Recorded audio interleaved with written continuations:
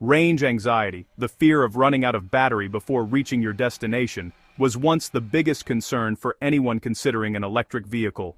The thought of being stranded on the side of the road, far from a charging station, made many drivers nervous about making the switch from gas to electric. It was a real barrier, especially in the early days of EVs, when charging infrastructure was sparse and battery technology was still developing. Back then, early electric cars could barely make it 100 miles on a single charge, which meant constant worry about running out of power.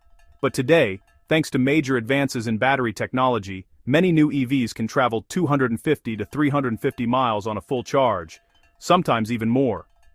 That's a game changer for most drivers, making electric cars much more practical for everyday use and even for longer journeys. The reality is, most people drive less than 40 miles a day. For daily commutes, errands, and school runs, the range of modern EVs is more than enough. In fact, for the vast majority of drivers, worrying about range is a thing of the past. The average daily drive is well within the capabilities of today's electric vehicles. And here's the real convenience.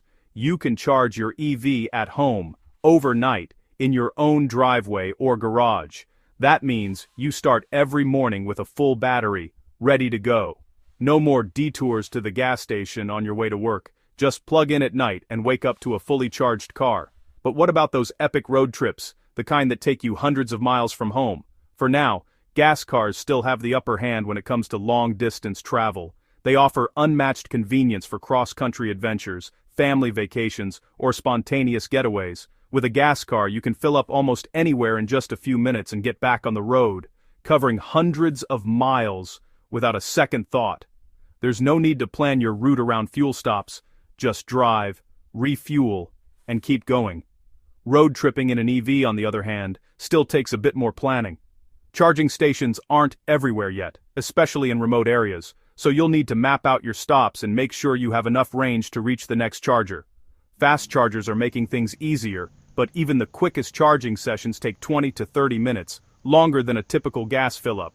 That means you'll spend more time stopped along the way, whether you use that time to relax, grab a snack, or stretch your legs.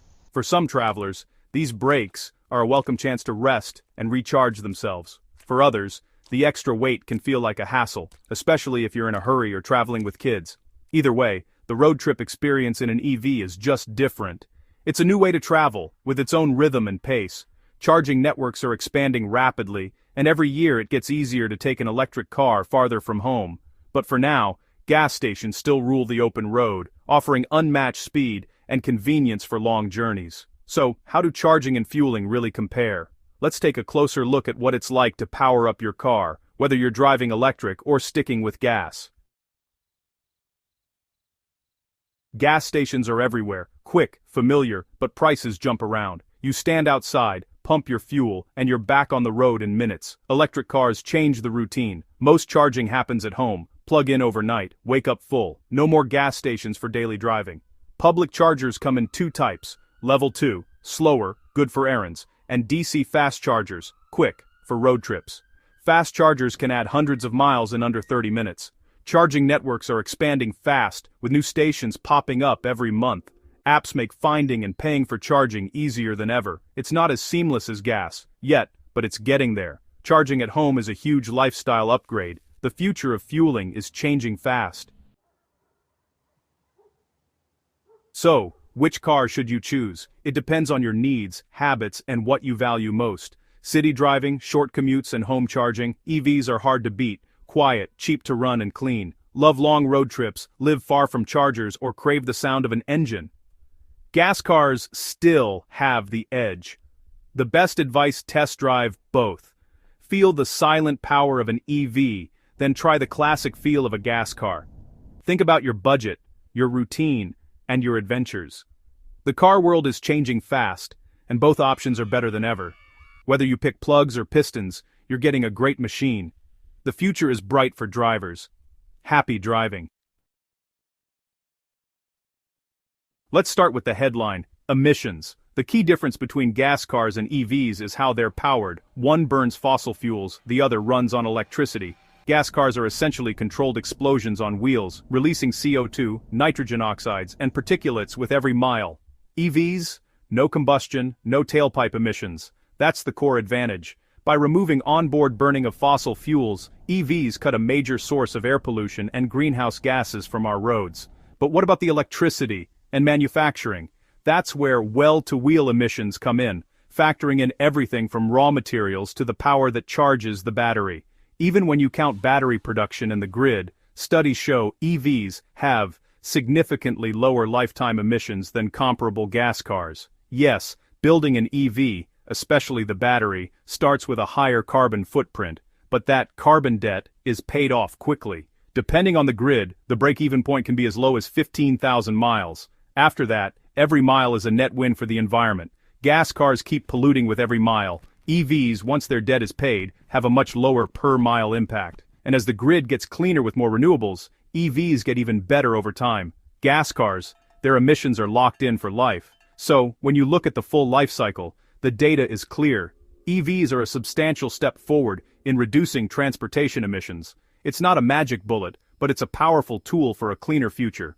The real debate isn't if EVs are better, but by how much, and how we can maximize that benefit by cleaning up manufacturing and the grid.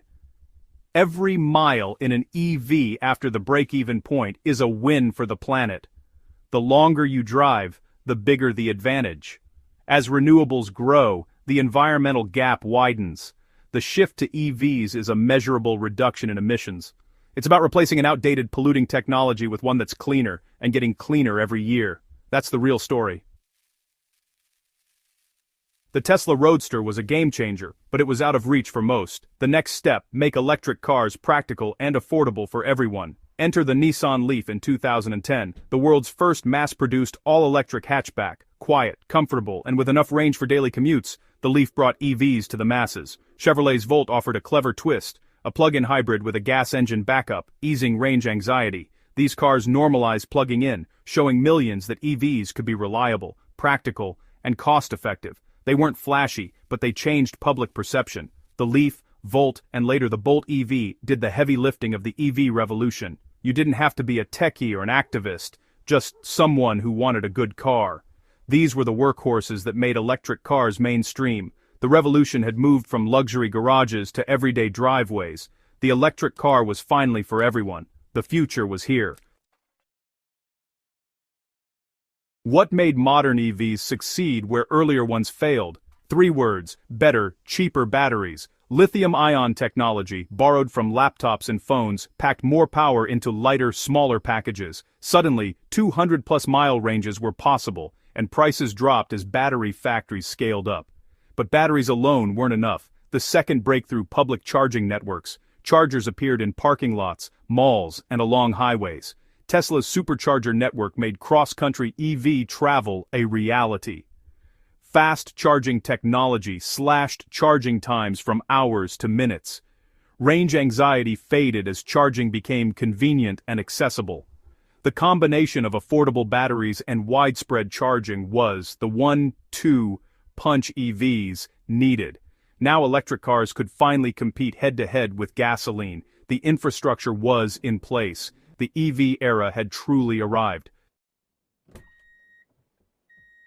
Electric cars aren't just about batteries, they're about brains. Built around powerful computers, EVs became platforms for smart technology. Over-the-air updates, advanced driver assistance, and digital controls became standard. Features like automatic braking, lane keeping, and adaptive cruise control made driving safer and easier. Tesla's autopilot pushed the boundaries, showing what semi-autonomous driving could look like. Other automakers followed, developing their own smart systems. EV's electronic architecture made them ideal for innovation. The car became a high-tech device, constantly learning and improving. The fusion of electric power and artificial intelligence defines the modern vehicle. It's not just a better way to drive, it's a new relationship between driver, car, and road. The future of mobility is smart, connected, and electric. As of 2026, electric cars are mainstream. But the evolution isn't over. The next leap, solid-state batteries, promising longer range, faster charging, and greater safety. Imagine 600-plus miles on a charge and 10-minute fill-ups. Full autonomy is on the horizon. Cars will communicate with each other and the world around them. Your car will become a mobile office, assistant, and even a backup power source for your home. Electric pickups, big rigs and delivery vans are joining the movement. Bi-directional charging will make your car part of your home's energy system. The variety of EVs will explode. There's something for everyone. The pace of innovation is only accelerating. The road ahead is bright. The electric car's journey has been long, but the best is yet to come. The revolution rolls on, and this time, it's here to stay.